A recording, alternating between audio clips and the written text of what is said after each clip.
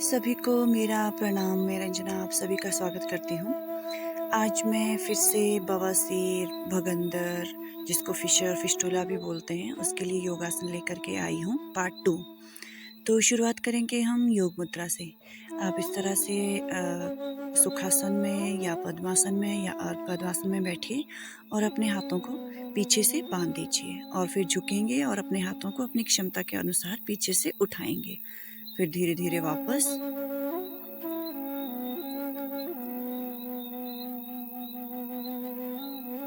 फिर से करेंगे, आप सांस छोड़ते हुए झुकेंगे और हाथों को पीछे से ऊपर उठाने की कोशिश करेंगे, जितना आप उठा सकें उतना।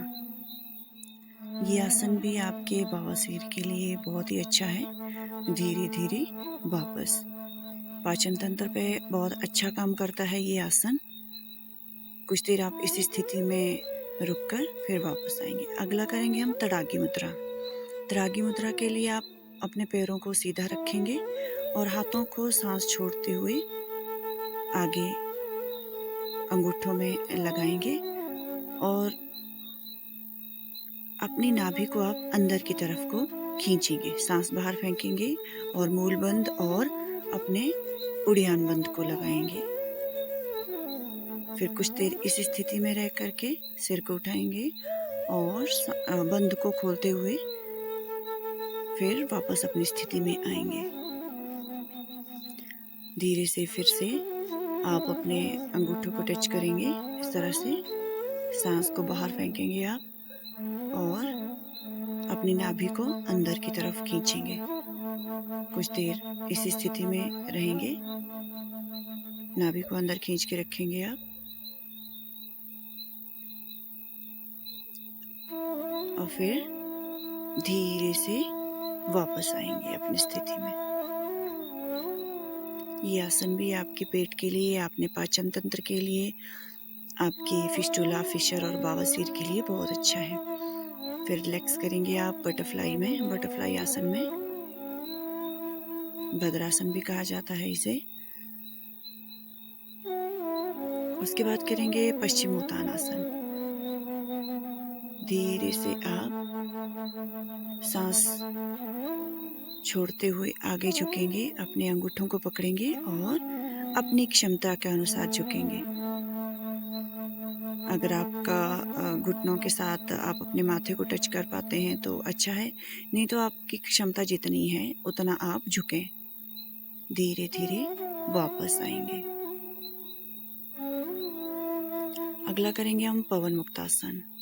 अपने पैरों को जोड़ेंगे इस तरह से, हाथों को इंटरलॉक करके अपने घुटनों के साथ उनको पकड़ के सांस बाहर छोड़ते हुए आपने अपने नाक को टच करना है अपने घुटनों के साथ। अगर आपको सर्वाइकल की समस्या नहीं है तो आप इस तरह से इस आसन को करेंगे। अगर आपको सर्वाइकल की समस्या है तो आप अपनी गर्दन को ना उठाएं, जमीन के साथ ही लगे रहने दें। कुछ देर इसी आसन में बने रहने की कोशिश करें।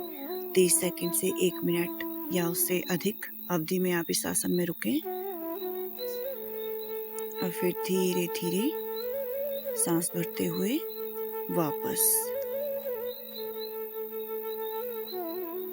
अपने आप को रिलैक्स करेंगे शवासन में और फिर से आप इस आसन को एक बार करेंगे। ये पवन मुक्तासन पेट की हर समस्या के लिए बहुत अच्छा है। अगर आपको गैस की समस्या भी है उसके लिए भी बहुत अच्छा है। पाचन तंत्र पे बहुत अच्छा काम करता है ये। आपके फिशर, फिस्टुला, बवासीर के लिए तो ये बहुत अच्छा है ही। अपने पेट में ना गैस मत बनने दीजिए, कब्ज मत होने दीजिए। बवासीर की जो समस्या है वो पेट से ही शुरू होती है। अगर आपको कब्ज की शिकायत रहती है तो आप पानी खूब पीजिए और फाइबर वाली चीज़ें ज़्यादा खाइए, जिससे आपको कब्ज की शिकायत नहीं रहेगी और आपको मल जो खुल के आएगा। सुबह के टाइम आप गुनगुना पानी ज़रूर पीजिए, 2 गिलास। उसके बाद करेंगे हम उत्तान पादासन।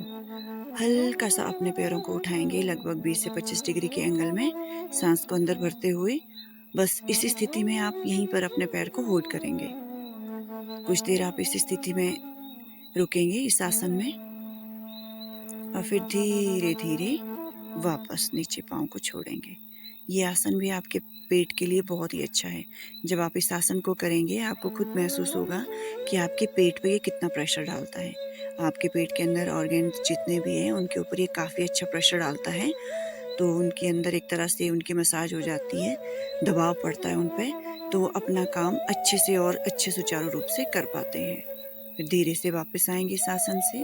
उसके बाद करेंगे सुप्त वज्रासन। पहले वज्रासन में बैठेंगे और फिर इस तरह से धीरे-धीरे आप पीछे अपने मैट पे पीछे की तरफ लेटेंगे और हाथों को इस तरह से अपने सिर के नीचे रखेंगे। ये आसन भी बहुत ही अच्छा है इन सारी समस्याओं के लिए। आप इस आसन को धीरे-धीरे सीख कर सकते हैं। सुबह के टाइम 2 गिलास गुनगुना पानी पीजिए। उसके बाद आप अपने शौच जाइए, तो पानी पीने के बाद आपका जो मल है वो आराम से आसानी से बाहर आ जाएगा। उसके बाद करेंगे ऊष्ट्रासन। अपने हाथों को इस तरह से पीछे पाँव में टच करेंगे और आपकी स्थिति इस तरह की बनेगी इस आसन में। ये आसन भी आपके पेट के लिए बहुत अच्छा है। ये आसन आपका कमर दर्द और सर्वाइकल के लिए भी है, तो इस आसन को आप धीरे-धीरे करने की कोशिश कीजिए और रिलैक्स होंगे फिर चाइल्ड पोज में। जब भी आप कोई आसन करें उसका विपरीत आसन ज़रूर करें। मेरे पास एक्चुअली और भी हैं, सामने कुछ महिलाएं हैं जो योगासन सीखने आती हैं, तो उनको साथ में करवा रही हूँ मैं, साथ में वीडियो भी बना रही हूँ। उसके बाद करेंगे वीरासन। इस तरह से बैठ के आप पूरे अपने आप को ट्विस्ट करेंगे। देखिए ये स्थिति रहेगी, अपने पंजों पर बने रहिए, अपने हाथ घुटनों पर रखिए और अपने आप को ऐसे यूँ ट्विस्ट कीजिए पूरा। एक घुटना फिर ज़मीन पे लगेगा, एक घुटना आपका सीधा रहेगा और अपने आप को पूरा पीछे की तरफ ट्विस्ट करना है।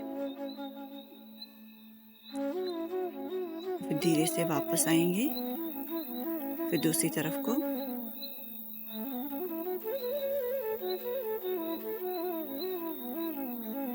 अगर आप ये सारे आसन करेंगे तो कम से कम 1-2 महीने कंटिन्यू करने के बाद ना आपको काफ़ी आराम मिलेगा। ये सारी चीज़ें ना मैं अपने अनुभव से आपको शेयर करती हूँ। जितने भी मेरे वीडियोज़ हैं, मैंने खुद उन सारी चीज़ों को अनुभव किया है यूज़ करके इन सारे आसनों को। तो मुझे भी बहुत सारी समस्याएँ हो गई थी। उसके बाद मलासन करेंगे।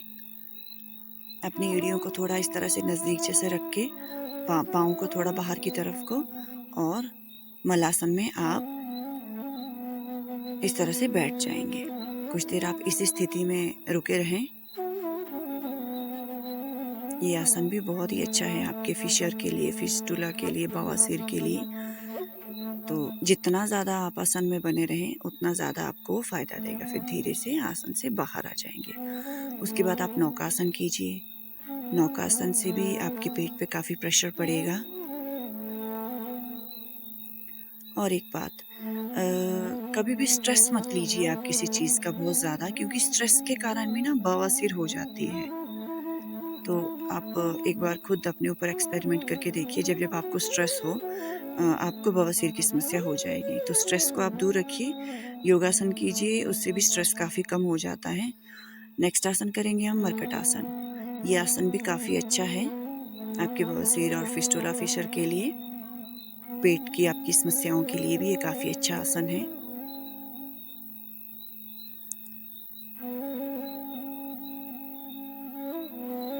दिन में कम से कम आप 3 से 4 लीटर ज़रूर पानी पीजिए। पानी के कमी के कारण आपका जो मल है वो सख्त हो जाता है, तो जिस कारण से कब्ज़ हो जाती है। और कब्ज़ होने के कारण जब आप मल को पास करने जाते हैं शौचालय में, तो उससे ना फिर दिक्कत आती है। तो पानी खूब पीजिए आप, और लाल मिर्च का अवॉइड कीजिए। लाल मिर्च बिल्कुल मत खाइए, बाहर की चीज़ों को अवॉइड कीजिए। मसालेदार चीज़ें, ऑयली चीज़ें, आप बाहर की चीज़ें बिल्कुल ना खाइए।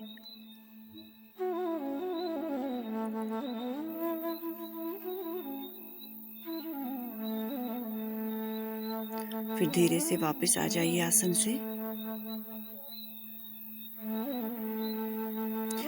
अगला आसन करेंगे हम मंडूकासन। देखिए, आप इस तरह से वज्रासन में बैठिए और अपनी मुट्ठियों को बांधिए।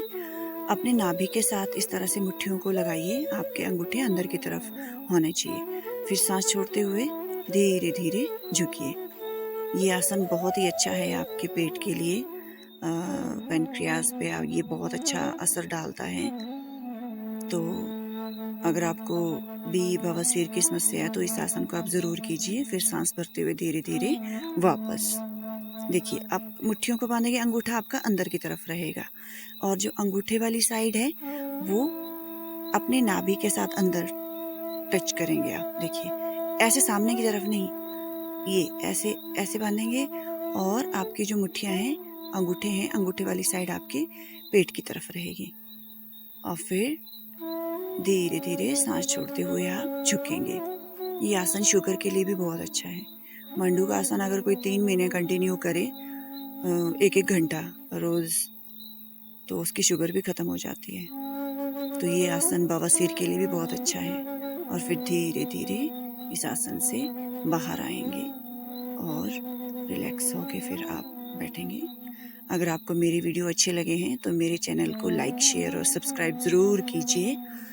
और आपने इतने प्यार से मेरे वीडियोज़ को देखा, इसके लिए थैंक यू सो मच।